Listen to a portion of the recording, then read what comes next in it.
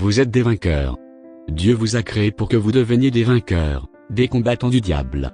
Le problème est que pour le moment, le vainqueur qui sommeille en vous, est étouffé par le monde, par ce monde de chair. Vous êtes étouffés par les esprits du diable.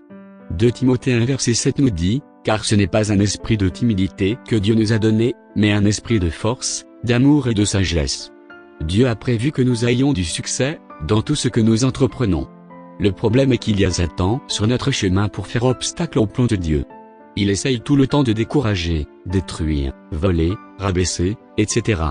Et tant que Satan sera sur votre chemin, Dieu ne pourra pas agir sur vous et sur votre vie.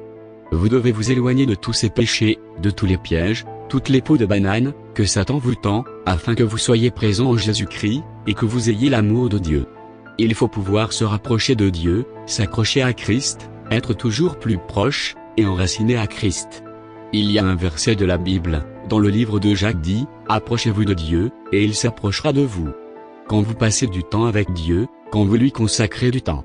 Quand vous vous rapprochez de Jésus, que vous lui confiez vos peines, vos besoins, vos tracas, vos envies. Alors Dieu va venir dans votre vie s'occuper de vous. Il faut consacrer du temps à Dieu. Posez-vous cette question, sur 24 heures, combien de temps je consacre à Dieu? Et plus vous serez proche de Dieu, plus Satan s'éloignera de vous.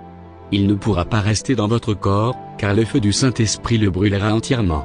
Et plus vous serez proche de Dieu, moins vous douterez, car vous ressentirez cette présence, cette force. Ainsi, si vous avez la foi, vous pourrez demander n'importe quoi, et Dieu vous le donnera. Matthieu 21 verset 19 à 21 dit, « Voyant un figuier sur le chemin, il s'en approcha, mais il n'y trouva que des feuilles, et il lui dit, « Que jamais fruit ne naisse de toi. » Et à l'instant le figuier sécha. Les disciples, qui virent cela, furent étonnés, et dirent, « Comment ce figuier est-il devenu sec en un instant ?» Jésus leur répondit, « Je vous le dis en vérité, si vous aviez de la foi et que vous ne doutiez point, non seulement vous feriez ce qui a été fait à ce figuier, mais quand vous diriez à cette montagne, ôte-toi de là et jette-toi dans la mer, cela se ferait. » Nous devons nous remettre en question sur notre foi. Est-ce vraiment la foi que j'ai?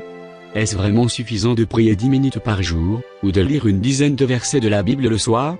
Si on veut que Dieu agisse dans notre vie, il faut d'abord mettre Dieu en premier dans notre vie. Et c'est quand on est aux côtés de Christ, qu'on a la force, le courage et non la timidité. Si vous voulez entreprendre quelque chose, exemple, ne plus se masturber, ni regarder du porno. Vous ne pouvez le faire sans l'aide de Dieu. En effet, vous pouvez essayer de résister à la masturbation sans l'aide de Dieu. Mais après peu de temps, l'envie va revenir et vous allez craquer. Il n'y a que l'effet du Saint-Esprit qui peut vous faire arrêter la masturbation, et reboucher ce trou qui s'était formé.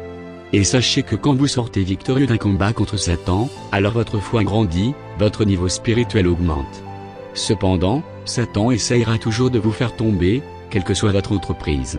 Mais souvenez-vous que le sang de Jésus a détruit tous ces démons.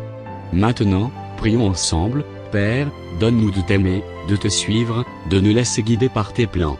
Aide-nous à connaître davantage Jésus, aide-nous à être enracinés en lui, à chaque moment de notre vie, et aide-nous à nous attacher à toi et tes paroles, et non à ce monde, non à la convoitise de la chair. Père, fais réveiller le vainqueur qui sommeille en nous. La timidité, la peur, la dépression, tout ça s'est terminé au nom de Jésus. Donne-nous le courage pour tout ce que nous entreprenons, et aide-nous à te placer toujours en premier dans notre vie. Aide-nous à passer plus de temps avec toi, passer plus de temps à lire la Bible, plus de temps à adorer et prier. Amen. Que tous ceux qui ont écouté cette vidéo soient bénis.